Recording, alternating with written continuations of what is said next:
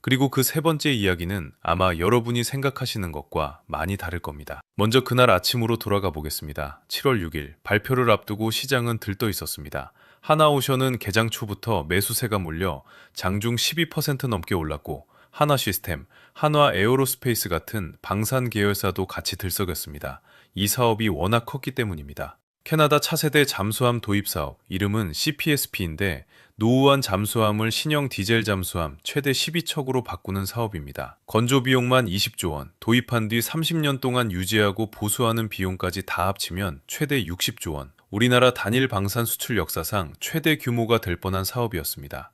60조 원이 어느 정도인지 감이 잘 안 오실 수 있습니다. 우리나라 1년 국방 예산이 60조 원대 후반입니다. 그러니까 이 사업 하나가 한 나라의 한 해 국방비에 맞먹는 규모였던 겁니다. 잠수함 12척을 짓고 30년을 굴리는 이 돈을 한 번에 따내면 그건 회사 하나의 실적을 넘어 한국 방산 수출의 지도를 다시 그리는 사건이 될 수 있었습니다. 이 사업이 그렇게 뜨거웠던 데는 배경이 있습니다. 지난 몇 년간 한국 방산은 유럽에서 존재감을 키워왔습니다. 폴란드의 K2 전차와 K9 자주포를 대량으로 수출하면서 값싸고 빠르고 품질 좋은 무기 공급자로 이름을 알린 겁니다. 여기에 러시아와 우크라이나의 전쟁이 길어지면서 유럽 각국이 다급하게 군비를 늘리는 흐름까지 겹쳤습니다.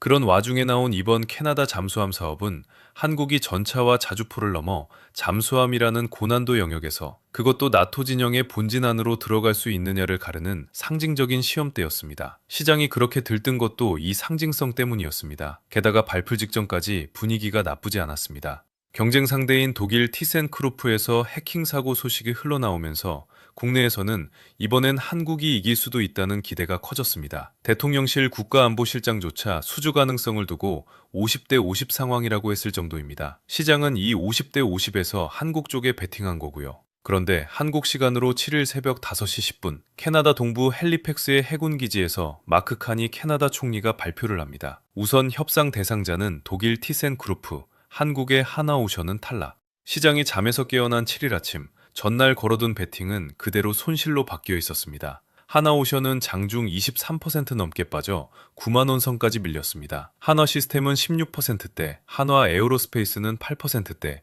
HD 현대중공업도 5에서 7%대 하락했습니다. 삼성중공업, STX엔진, 한화엔진 같은 조선기자재와 방산 관련주도 줄줄이 내렸습니다. 숫자로 체감해 보겠습니다. 하루 전 12만 원대를 보던 주식이 다음날 9만 원 선입니다. 겨우 하루 사이에 100을 들고 있던 사람의 평가액에서 4분의 1이 날아간 셈입니다. 그것도 대형 우량주에서 하루 만에 벌어진 일입니다. 이 돈은 어디서 왔을까요? 대부분은 발표 전날 이길 것 같다는 기대 하나로 급하게 들어온 돈이었습니다. 확신이 컸던 만큼 빠져나갈 때도 빨랐던 거죠. 그런데 여기까지는 사실 뉴스에 다 나온 얘기입니다. 진짜 이상한 건 지금부터입니다. 한국이 이 사업에서 진 이유가 잠수함 성능이 부족해서가 아니었다는 점입니다. 발표를 한 카니 총리 본인이 이렇게 말했습니다. 두 업체 모두 캐나다 해군이 요구한 높은 성능 기준을 충족했고 둘 중 하나를 고르는 건 매우 어려운 결정이었다고요. 실제로 한국은 이 수주전을 위해 전례 없는 일을 했습니다.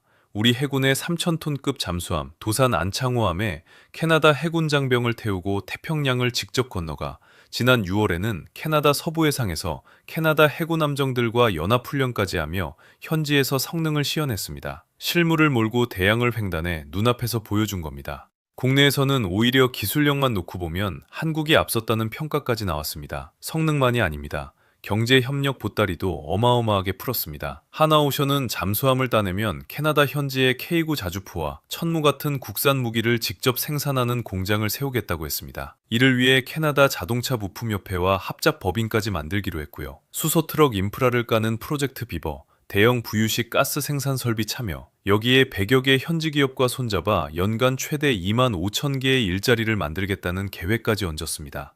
다 합치면 700억 캐나다 달러, 우리 돈으로 약 75조 원에 이르는 경제 효과를 캐나다에 안기겠다는 제안이었습니다. 한마디로 잠수함만 파는 게 아니라 캐나다 경제의 산업 생태계를 통째로 심어주겠다는 총력전이었던 겁니다. 정부와 정치권도 잇따라 현지를 찾아 힘을 보탰고요. 이렇게 성능도 보여주고 경제 보따리도 풀었는데 졌습니다. 그러니까 이건 성능이 밀려서 진 이야기가 아닙니다. 그럼 대체 뭐가 승부를 갈랐을까요? 답은 캐나다 정부가 공개한 평가 배점표 안에 있습니다. 캐나다는 4가지 기준으로 점수를 매겼습니다. 잠수함 성능이 20%, 가격이 15%, 경제적이고 전략적인 협력이 15%, 그리고 나머지 하나, 유지보수와 군수 지원이 무려 50%였습니다. 절반입니다. 여기서 잠깐, 이 유지보수를 업계에서는 MRO라고 부릅니다. MRO? 잠수함을 만들어 넘기고 끝이 아니라 이후 30년 동안 정비하고 수리하고 부품을 대주는 후속 관리 전체를 말합니다. 이 배점을 다시 보시면 그림이 확 달라집니다. 60조 원짜리 사업이라고 했지만 그중 잠수함을 실제로 건조하는 돈은 20조 원 정도입니다. 나머지 40조 원, 그러니까 이 사업의 3분의 2는 앞으로 30년에 걸쳐 잠수함을 굴리는 데 들어가는 돈입니다. 40조 원을 30년으로 나눠보면 해마다 1조 원이 넘는 돈이 정비와 부품에 꾸준히 들어간다는 뜻입니다. 잠수함을 사는 건 한 번이지만 그 잠수함을 먹여 살리는 건 30년짜리 장기 계약인 셈이죠. 그러니 캐나다 입장에서 진짜 중요한 질문은 누가 더 좋은 잠수함을 만드느냐가 아니었던 겁니다. 앞으로 30년, 누가 우리 잠수함의 뒤를 안정적으로 봐줄 수 있느냐였습니다. 건조 실력보다 30년을 함께 갈 파트너를 고르는 자리였다는 얘기입니다.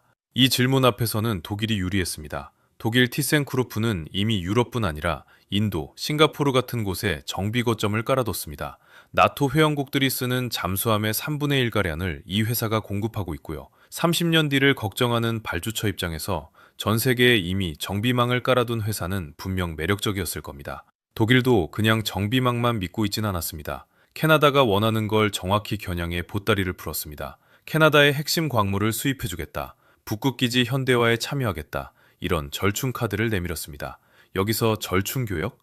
무기를 사주는 대신 그만큼 우리 산업에도 일감과 투자를 돌려달라고 요구하는 거래 방식입니다. 캐나다는 이걸 아주 중요하게 봤는데 독일은 사업기간 캐나다 GDP를 860억 캐나다 달러 늘리고 65만 개 이상의 일자리를 만들겠다고 제시했습니다. 한국이 내놓은 700억 캐나다 달러보다 서류상 숫자가 더 컸던 겁니다. 물론 두 나라의 계산 방식이 서로 달라 단순 비교는 조심해야 하지만 캐나다가 저울에 올려놓고 본 무게추가 어느 쪽으로 기울었는지는 투명합니다. 여기까지가 표면에 드러난 승부의 논리입니다. 그런데 이 배점표 밑에는 숫자로는 적히지 않은 더 두꺼운 벽이 하나 깔려 있었습니다. 바로 나토, 북대서양 조약기구라는 안보동맹의 벽입니다. 이번 경쟁은 사실 잠수함 두 척의 대결이기도 했습니다. 한국은 우리 해군이 실제로 운용 중인 장보고 3 계열을, 독일은 212CD라는 최신 모델을 내세웠습니다. 한국의 강점은 이미 바다에서 굴러가는 실물이 있다는 것과 빠른 납기였고, 독일의 강점은 나토 표준에 맞춰 동맹국들과 함께 쓰기 좋다는 것이었습니다. 카니 총리는 독일 잠수함을 고른 이유로 바로 이 나토와의 완전한 상호운용성을 들었습니다. 상호운용성? 같은 동맹끼리 통신하고 정보를 주고받고 함께 작전할 때 아무 걸림돌 없이 맞물려 돌아간다는 뜻입니다. 게다가 독일은 자기 나라와 노르웨이 해군이 받을 물량 일부를 캐나다에 먼저 넘기는 방식으로 인도 시점을 2034년으로 앞당기는 카드까지 내밀었습니다. 여기에 결정적인 장면이 하나 더 있습니다. 카니 총리는 이 발표를 하자마자 나토 정상회의에 참석하러 튀르키예로 떠났습니다. 정상회의 바로 직전에 유럽 동맹국의 잠수함을 골랐다는 것, 이건 단순한 조달 결정이 아니라 캐나다가 유럽 동맹과의 결속을 택했다는 정치적인 신호이기도 했습니다. 유럽 것을 산다, 이른바 바이유러피안 기조입니다. 정리하면 이렇습니다. 국내에서는 우리 기술이 앞섰는데 왜 졌나 하는 아쉬움이 컸지만 외신과 캐나다 현지의 시선은 처음부터 다른 데가 있었습니다. 그들이 본 건 성능이 아니라 30년짜리 정비망과 안보동맹이었습니다. 이건 잠수함 한 척을 더 잘 만드는 기술로는 넘기 어려운 벽입니다. 우리 기업이 못해서 진 게 아니라 애초에 승부의 룰이 성능 바깥에 있었던 겁니다. 이 지점을 정확히 짚어야 다음 이야기가 제대로 보입니다. 한 가지 덧붙이면 이번 선정 과정을 두고 뒷말도 나왔습니다. 보통 이런 대형 사업은 정부가 상세한 제안 요청서를 돌리고 그에 맞춰 업체들이 답을 내는 절차를 밟는데 이번엔 그 과정이 통상적이지 않았다는 지적이 일각에서 제기됐습니다. 여기에 발표 시점이 하필 나토 정상회의 직전이었다는 점까지 겹치면서 순수한 성능 경쟁이라기보다 정치와 외교가 짙게 밴 결정이었다는 해석에 무게가 실렸습니다. 우리가 냉정해야 할 이유가 여기 있습니다. 애초에 이건 잠수함만 잘 만들면 이기는 게임이 아니었던 겁니다. 자, 이제 세 번째 이야기입니다. 뉴스가 가장 짧게 다룬, 그런데 돈의 흐름으로 보면 가장 중요한 대목입니다. 카니 총리는 하나오션을 그냥 떨어뜨리지 않았습니다. 예비 공급업체, 영어로 리저브 서플라이어라는 자리에 남겨뒀습니다. 독일과의 본 협상이 틀어지면 한국과 다시 협상하겠다는 겁니다. 국내 일부에서는 이걸 두고 그래도 희망은 남았다고 받아들이기도 했습니다. 하지만 냉정하게 보면 이 예비 자리는 한국을 위한 위로가 아닙니다. 캐나다를 위한 협상 카드에 가깝습니다. 캐나다 국방정책 전문가인 칼턴대의 한 교수는 이렇게 짚었습니다. 캐나다가 굳이 잠정 선정이라는 표현을 쓰는 이유는 협상력을 손에 쥔 채로 납기와 투자, 정비 조건에서 확답을 받아내기 위해서라고요. 무슨 뜻이냐면 뒤에 하나라는 대기번호표를 하나 세워두면 앞에 앉은 독일이 갑자기 가격을 올리거나 조건을 바꾸려 할 때 캐나다가 그럼 뒷사람이랑 하겠다고 말할 수 있게 됩니다. 협상 테이블에서 우위를 쥐기 위한 카드로 한국을 세워둔 셈입니다. 그런데 바로 여기서 이 이야기에 진짜 반전이 나옵니다. 한국 기업이 그 대기번호표를 어떻게 받아들였느냐입니다. 하나오션은 이 잠수함 사업을 따내는 걸 전제로 캐나다 현지에 여러 투자를 약속해뒀습니다. 온타리오주에 조선 인력을 키우는 교육 허브를 세우고 현지 철강회사에 수천억 원대 투자를 하고 100여 개 현지 기업과 손잡아 일자리를 만들겠다는 계획이었습니다. 그런데 탈락이 확정되자 이 계획들이 하나씩 멈춰섰습니다. 캐나다 현지 방송 CBC에 따르면 한화 캐나다 대변인은 온타리오 조선소, 대학과 맺었던 협약에 대해 현재로서는 모든 것을 중단한다고 밝혔습니다. 더 큰 게 있습니다. 팀 코리아로 함께 뛰었던 현대차 그룹입니다. 현대차는 캐나다에 3조 4천억 원을 들여 수소 생태계를 구축하려던 계획을 접었습니다. 그 돈은 어디로 갔을까요? 울산을 비롯한 국내 투자로 방향을 틀었습니다. 현대차가 밝힌 이유는 아주 담백했습니다. 잠수함 사업이 독일로 넘어간 마당에 팀 코리아로 함께 제안했던 사업을 그대로 밀고 갈 이유가 없어졌다는 겁니다. 이 대목을 돈의 흐름으로 다시 읽어보겠습니다. 캐나다로 흘러갈 예정이던 수조 원대의 산업 투자가 거래가 무산되는 순간 그대로 회수돼 국내로 유턴한 겁니다. 60조 원짜리 잠수함은 애초에 우리 손에 들어온 적도 없었지만 그걸 따내려고 조건으로 걸어뒀던 우리 돈은 실제했고 그 돈이 지금 방향을 바꾼 겁니다. 이번에 진짜로 크게 움직인 돈은 어쩌면 잠수함 값이 아니라 이 조건부 투자였는지도 모릅니다. 재미있는 건 이 돈이 빠져나가자 아쉬워한 쪽이 오히려 캐나다 현지였다는 점입니다. 하나오션이 투자하려던 온타리오의 철강회사가 있는 지역은 미국의 관세와 설비 전환 여파로 대규모 감원을 겪은 곳이었습니다. 한국의 투자가 그 지역 경제를 되살릴 카드로 기대를 모으고 있었던 거죠. 캐나다의 한 국방경제 전문가는 한화의 제안이 북부 온타리오 지역에 분명한 경제적 이익을 가져올 수 있었다며 한국은 언더독이었지만 수주를 위해 상당한 노력을 기울였다고 평가했습니다. 우리가 조건부 투자를 걷어들이자 그 빈자리를 아쉬워하는 목소리가 발주국 안에서 나온 겁니다. 이게 무슨 뜻이냐면 이번 거래에서 한국이 내밀었던 카드가 결코 가벼운 게 아니었다는 증거이기도 합니다. 그리고 저는 이 장면을 감정적인 보복으로 보지 않습니다. 오히려 지극히 냉정한 상거래의 원칙이라고 봅니다. 애초에 그 투자들은 전부 우리가 수주에 성공하면이라는 조건을 달고 있던 약속입니다. 조건이 사라졌으니 약속도 사라지는 게 당연합니다. 이건 삐져서 돌아선 게 아니라 거래는 거래로 대한다는 원칙을 지킨 겁니다. 우리는 장사를 하러 간 거지 조건 없이 퍼주러 간 게 아니니까요. 실제로 한 국내 분석은 설령 나중에 캐나다가 다시 손을 내밀더라도 예전에 제시했던 가격과 투자, 기술 이전 조건이 그대로 유지된다고 보긴 어렵다고 짚었습니다. 다시 협상한다면 그건 원점에서 새로 값을 매기는 자리가 될 거라는 뜻입니다. 여기서 한 가지 더 짚어야 공평합니다. 그렇다면 하나오션은 이번 일로 큰 타격을 입은 걸까요? 흥미롭게도 증권가의 시각은 좀 달랐습니다. 여러 증권사가 애초에 이 캐나다 사업의 가치를 하나오션 주가에 거의 반영하지 않고 있었습니다.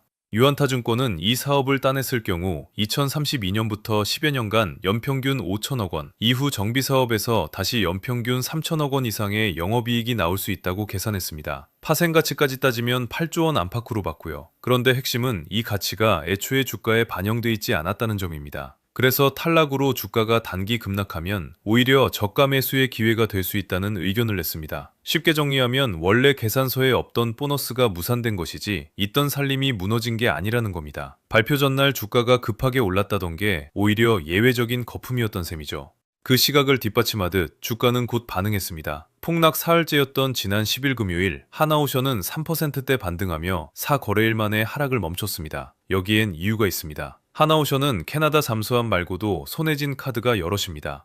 바로 며칠 전인 7월 2일에는 7조 8천억 원 규모의 한국형 차기 구축함 사업의 우선 협상 대상자로 뽑혔습니다. 초대형 해양 원유 생산 설비인 FPSO 수주 결과도 앞두고 있고요. 하나오션은 이미 몇 해 전부터 방산 특수선 사업을 키우겠다며 2030년에는 이 부문에서만 연 4조 원의 매출을 올리겠다는 목표를 내걸어왔습니다. 캐나다는 그 큰 그림의 한 조각이었을 뿐 그림 전체가 아니었다는 얘기입니다. 여기에 사우디아라비아, 그리스 같은 다른 나라의 잠수함 도입 사업, 그리고 미국이 자국 조선업을 다시 키우면서 한국 조선사가 수혜를 볼 거라는 기대까지 살아있습니다. 캐나다 하나가 전부가 아니었다는 얘기입니다. 이번 결과를 대하는 정부와 기업의 태도도 결이 비슷했습니다. 이재명 대통령은 이번에 기대한 성과를 얻진 못했지만 우리 저력을 국제사회에 다시 보여줬다며 우리 잠수함이 세계적인 강국들과 당당히 겨루며 성능과 기술력을 입증했다고 밝혔습니다. 하나오션도 입장문에서 나토 동맹의 벽을 넘지 못한 건 아쉽지만 이번 경쟁에서 확인한 과제를 분석해 다음 도약의 길을 찾겠다고 했습니다. 주저앉는 대신 이번 수주전을 값비싼 실전 경험으로 바꾸겠다는 얘기입니다. 실제로 업계에서는 하나가 이번에 보여준 공격적인 마케팅과 빠른 납기 전략이 앞으로 사우디아라비아나 그리스 같은 다른 나라 잠수함 사업에서 그대로 무기가 될 수 있다는 분석이 나옵니다. 그래서 오늘의 판을 데이터로 정리하면 이렇게 됩니다. 이번 60조 원은 한국의 성능이 밀려서 놓친 게 아닙니다. 30년 정비망과 나토 동맹이라는 성능 바깥의 구조적인 벽에서 갈렸습니다. 그리고 한국 기업들의 대응은 홧김의 보복이 아니라 조건이 사라지면 조건부 약속도 걷어들이는 냉정한 계약의 문법이었습니다. 저는 데이터가 가리키는 방향이 이쪽이라고 봅니다. 이유는 두 가지입니다. 발주처 총리가 직접 성능은 대등했다고 인정했다는 점이 하나고 진 직후 수조 원대 투자가 즉시 국내로 회수됐다는 점이 둘입니다. 이 두 가지는 모두 성능 패배라는 헤드라인으로는 설명되지 않습니다. 그럼 앞으로는 어떻게 될까요?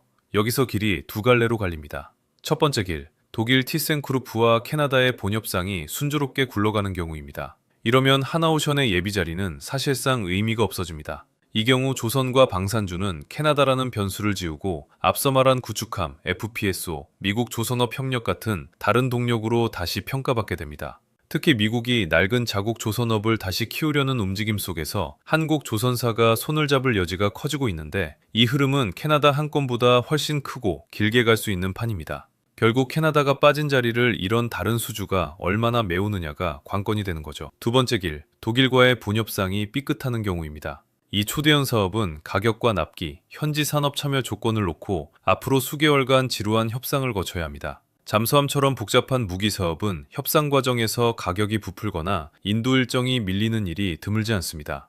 여기서 독일이 가격을 올리거나 납기를 못 맞추는 잡음이 나오면 캐나다가 다시 한국에 손을 내밀 수도 있습니다. 다만 그때는 상황이 완전히 다릅니다. 급한 쪽이 우리가 아니라 캐나다가 되는 거니까요. 이번에 한국 기업들이 조건부 투자를 미련 없이 거둬들인 것도 바로 이 두 번째 길을 염두에 둔 포석으로 읽을 수 있습니다. 손에 쥔 카드를 미리 다 보여주지 않고 접어드는 거죠.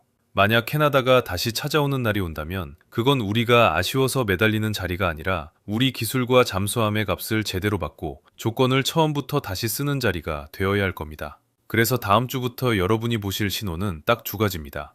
하나는 독일과 캐나다의 본협상에서 가격이나 납기를 둘러싼 잡음이 나오는지, 다른 하나는 하나오션의 FPSO 수주 결과와 미국 조선업 협력이 실제로 진척되는지입니다. 이 신호들이 조선과 방산 섹터의 온도를 다시 정할 겁니다.